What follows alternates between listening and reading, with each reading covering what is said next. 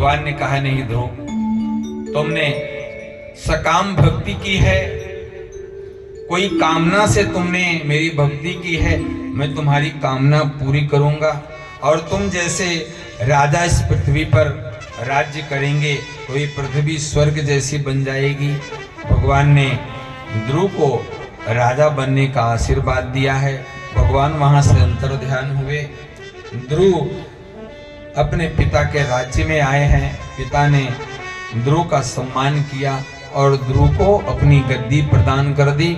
उत्तानपाद भगवान का भजन करने के लिए वन चले गए। हजारों वर्ष तक ध्रुव ने राज्य किया। समय आया ध्रुव की विदाई का। ध्रुव ने सब कुछ अपने पुत्रों को दे दिया है और नदी के किनारे जाकर उसी आदि नारायण का ध्यान करते हैं, उसी परमात्मा का जप तप करते हैं। देखते ही देखते एक दिन के बाद बैकुंठ से विमान उतरा है। उस विमान से पार्षद उतरे हैं। ध्रुव से निवेदन किया है कि प्रभु, अब आप भगवान के धाम प्रस्थान करो।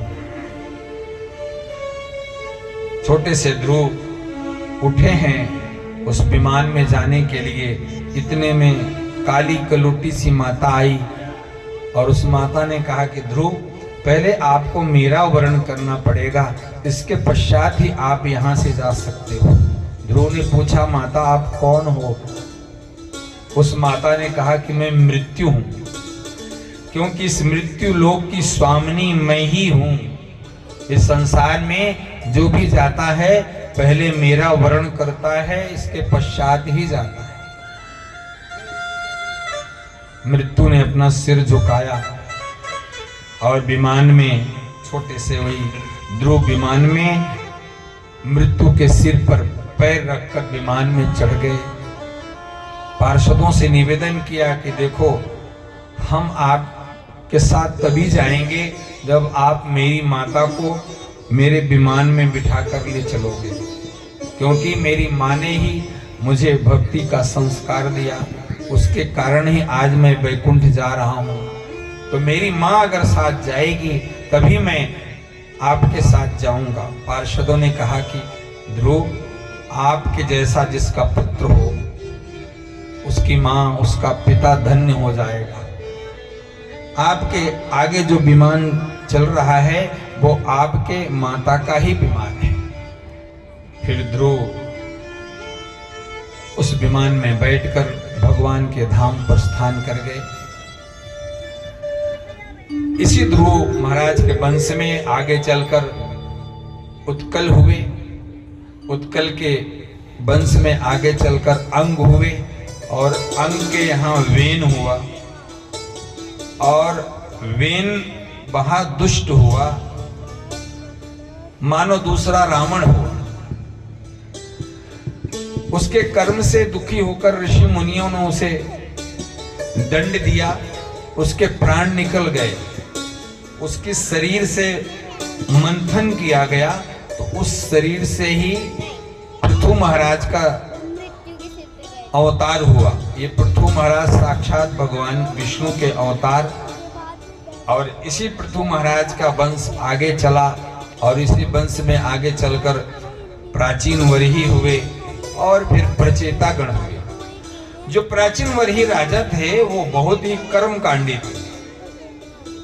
जब देखो अपने राज्य में कोई न कोई यज्ञ करते रहते थे। यज्ञ करना तो अच्छा है, लेकिन यज्ञ में एक बहुत बड़ी भूल हो रही थी कि प्राचीन वरही यज्ञ के पश्चात पशु की बलि देते थे। नारद जी को लगा कि ये राजा कर्म तो बहुत अच्छे कर रहा है, लेकिन अज्ञानता के कारण इसे पुण्य की जगह पाप मिल रहा है। क्यों? क्योंकि यज्ञ में ये पशुओं की बलि दे रहा है। तो नारद जी ने सोचा कि चलो इसके कल्याण के लिए इसे समझाकर आए। नारद जी एक यज्ञ में पहुंचे और जब नारद जी को प्राचीन वरही ने देखा तो दंडवत प्रणाम किया और बोला कि महाराज मेरा बड़ा सौभाग्य कि आपका दर्शन हुआ। नारद जी ने कहा कि मेरा दुर्भाग्य कि तुम्हारा दर्शन हो रहा है। अब तो प्राचीन वरी ने सोचा कि ऐसा लगता है कि नारद जी तो नाराज हैं। बोले महाराज हमसे क्या क्या गलती हो गई? नारद जी ने कहा प्राचीन वरी तुम यज्ञ तो कर रहे हो, भगवान को प्रसन्न करने के लिए यज्ञ तो कर रहे हो, लेकिन एक बहुत बड़ी गलती हो रही है कि आप इस यज्ञ में मूक प्राणियों की बलि दे रहे हो, जानवरों को आप काट रहे हो। इससे तुम्हें पुण्य नहीं पाप मिल रहा है, क्योंकि जैसे प्राण तुम्हारे हैं वैसे उन जानवरों के। और बात भी सही है, मांस मांस सब एक है, हिरणी बकरी गाय, आंख देख नर खात है, निश्चय नरक में जाए। आप सब तो भक्त हो, लेकिन जो ऐसे लोग हैं अपनी जिह्वा की इच्छा पूर्ति के लिए किसी को मार देते हैं और उसका मांस खाते हैं। शास्त्र कहता है कि हम आप अपने लिए कभी भी किसी की हत्या न करें, और करते हैं खाते हैं तो ये पाप लगता है।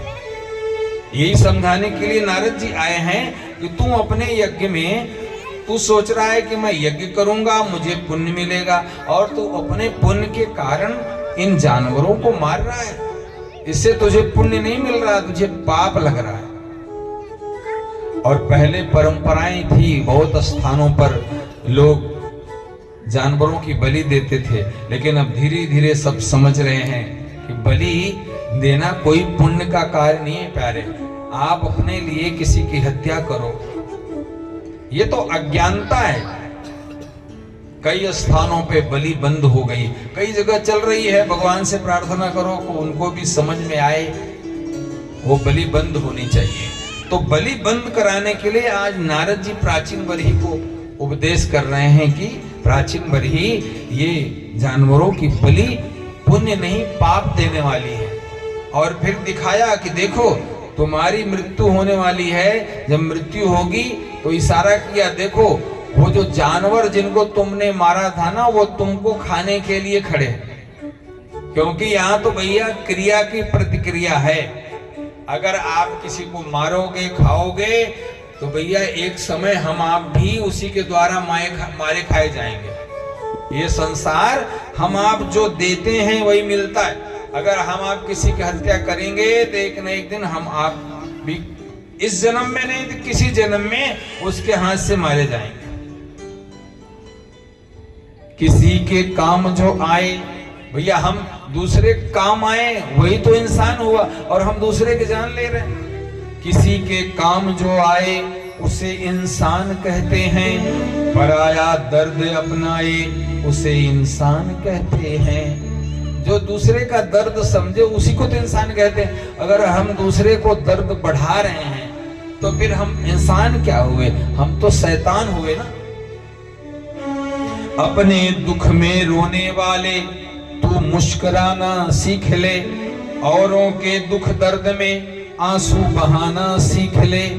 ये दुनिया नहीं ये सागर की मझधार है, औरों का बेड़ा पार कर तो तेरा बेड़ा पार है। यहाँ तो भैया जो दोगे वही मिलेगा। आप दूसरे का बेड़ा पार करना चाहोगे तो आपका तो स्वतः होगा। आप किसी की सेवा करोगे ना तो परमात्मा सब देखता है। आप किसी की हत्या करोगे तो भी वो देखता है। यहाँ तो जो हम आप देते हैं वो मिलता है। यहाँ तो शक्कर खिला शक्कर मिले। अगर आपके घर पे कोई आ गया तो आप क्या खिलाते हो? शक्कर की मिठाई खिलाते हो, फल खिलाते हो। और जब आप उसके घर जाओगे तो वो तो आपको क्या खिलाएगा? वो भी शक्कर खिलाएगा। यहाँ तो जो दोगे वही मिलेगा। शक्कर खिला शक्कर मिले और टक्कर खिला टक्कर मिले। अगर आप किसी को एक लाफा मारोगे तो सामने से भी ऐसा ही होगा। जो दोगे शक्कर खिला शक्कर मिले, टक्कर खिला टक्कर मिले। और नेकी का बदला नेक है, बद का बदी तू देख ले। इसे दुनिया मत समझ प्यारे, ये सागर की मझधार है। औरों का बेड़ा पार कर तो तेरा बेड़ा पार है। यहां जो दिया जाएगा वही मिलेगा प्यारे।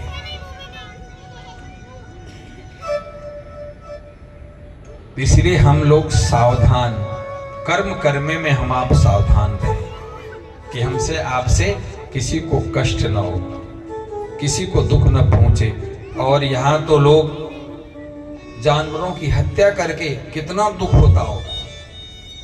इसलिए हम आप भगवान की कृपा से आप सब ऐसा नहीं करते होंगे, लेकिन अगर करते हैं तो हम आप इनको छोड़ें, क्योंकि क्रिया की यहाँ प्रतिक्रिया है। आप जिसको आज मार रहे हो, समय पाकर वो भी आपको मारेगा। नारद जी यही कहते हैं कि देखो तुमने जिनको मारा है ना, वो तुमको मारने के लिए आकाश में बैठे हैं। आप यहां से गए तो वहां तुमको मारेंगे। फिर प्राचीन बरही के कल्याण के लिए उन्होंने एक पुरंजन आख्यान सुनाया और प्राचीन बरही का कल्याण हुआ। ये मनु महाराज के जो पहले पुत्र हैं उनके वंश की कथा है, नाम है उत्तानपाद। और मनु महाराज के जो दूसरे पुत्र हैं, अब उनके वंश की कथा प्रारंभ होती है। उनका नाम है प्रियव्रत।